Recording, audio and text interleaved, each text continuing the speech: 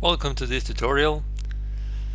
We are gonna learn how to use useDapp to capture the price of a token for the repository that you will be cloning. It will be a Uniswap you will have already configured, but we will see in this tutorial, in this video, how you can choose any other token and get the price right away. So we're gonna start in the tutorial. You will see all the steps, the requirements, Git and Node.js are those two specific requirements, and there we're gonna see how to clone it. I'll be working on my Linux machine. So let me start over here. I will first of all open a terminal. You can go over here to the menu and type terminal. I will not be installing Git and Node.js because I already have them, and I can check that with Git version and Node version. As you can see, I have them both installed. So let me go to the place where I want to have the repository cloned. That will be over here. There we go. So if you go to the step-by-step of the tutorial, it will tell you that now you have to clone it. For that, we'll use git clone. And let me get the page for the repo. 1 second. It's over here.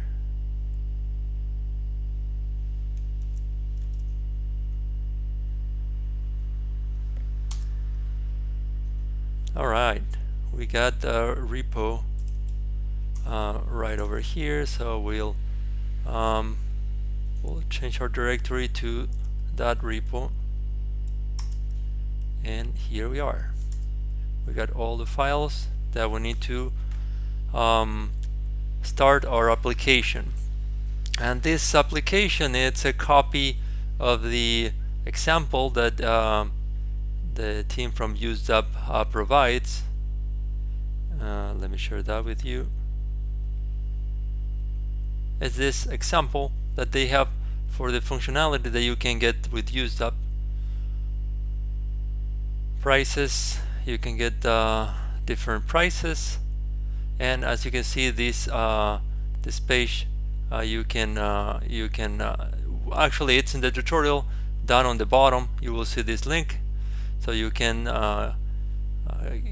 get a feel of how it looks like and how you can interact with your DApp thanks to useDapp.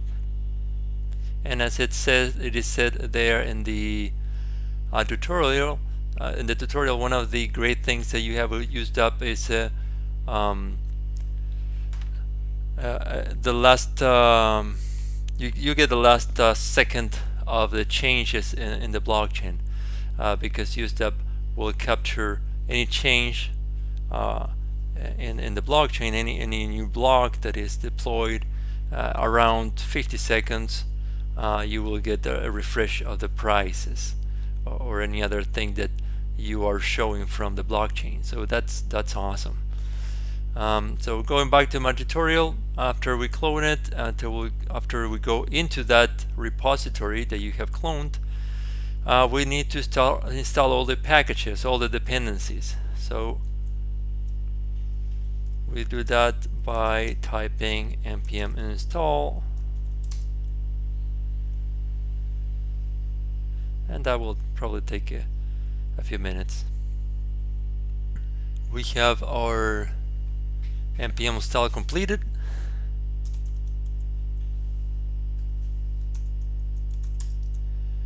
Alright, so let's start. npm start, and this would bring the Webpack serve up. That's our web server that will allow us to see And as you can see over here, this is the link that we can use to see how our application is refreshing. We can just select it from over here,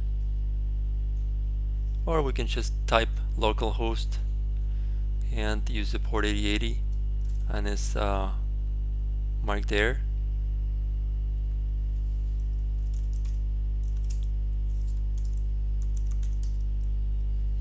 And we can see our application running. Okay, yeah, sorry, I'm actually running on my other machine, so it would be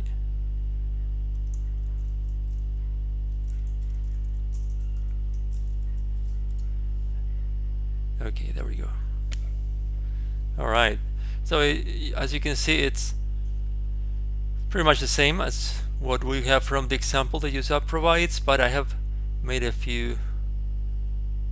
small change here, where besides the prices that come with the useDapp example, I have added Uniswap price, and that's pretty easy. For that, we would need to go to the code and just copy paste how these two were made. We can copy this in the code and just paste it and modify accordingly. So for that, let me show you how we can make that from the code. So let me open another terminal. Right, and while I'm here in the same path where my repository is, the useDapp repository is, I will open my code editor. In my case, it's Visual Studio Code, but you can use any other code editor. And let me close all these folders. Okay, so from this root folder, which is useDapp token price, we have the node modules, the source module, the source folder, I mean. And from the source folder, I'm gonna go to the one named pages, because I want to look for the one that describes the prices, which is this one over here. And as you can see here, I have already been playing around with the code. I copy pasted what I had here for the width, rapid, and I pasted over here and updated with the Uniswap information, both here and both in this section where we are presenting it to the front end. So let's do the same thing that I did, but now with a different token. And in the tutorial at the bottom, you will also see a link to actually part of the tutorial. Let me see. And this part of the tutorial, where we started, we see it, and then we go to CoinGecko. CoinGecko is a page where you can see cryptocurrency. You can see the prices for different types of tokens. So I'm gonna choose Chainlink, and over here, as you can see on the right, we have the info and we have the contract, and this is the contract address I need to copy to take to my code. Okay, so well, let me paste it over here. We will now put it in the right place, and what I'm gonna do here, I'm just gonna copy these two lines that I use for the Uniswap. I'm gonna paste them right below, and I'm gonna modify it to use it for Chainlink contract. Then we are gonna remove this contract, which is the Uniswap, and we're gonna use the one that we just brought from alright, so this Chainlink contract constant, we're gonna use it down here. So we replace this Uniswap contract with the Chainlink contract, and we're gonna rename the constant for the price. As I did with the Uniswap, I'm just gonna copy paste this down here, and the variable is Chainlink price. Boom and boom. All right, and instead of Chainlink Uniswap here, it will say Chainlink price, and with that we should be fine. Okay, let's save the file and let's go to see how it's looking like. Then we have the Uniswap, which was the original one, and we also have the Chainlink price that we just added to our DApp front end. Okay, so that's how we import different token prices to our DApp, and thanks to useDapp, as we mentioned, we can have it the last updates for our prices. And that's it. We have used useDapp to get a price that we wanted. We have presented it to our DApp in the front end.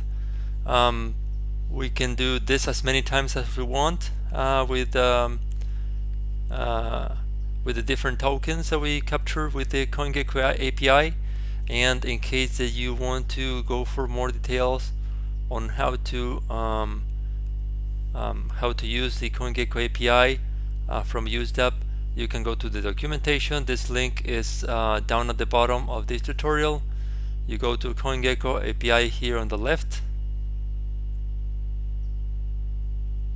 and over here you will see the use CoinGecko price, which with the use of the import from the useDapp CoinGecko, you create the constant directly by providing the name of the cryptocurrency, and as always the supported currency, which we usually use USD to compare.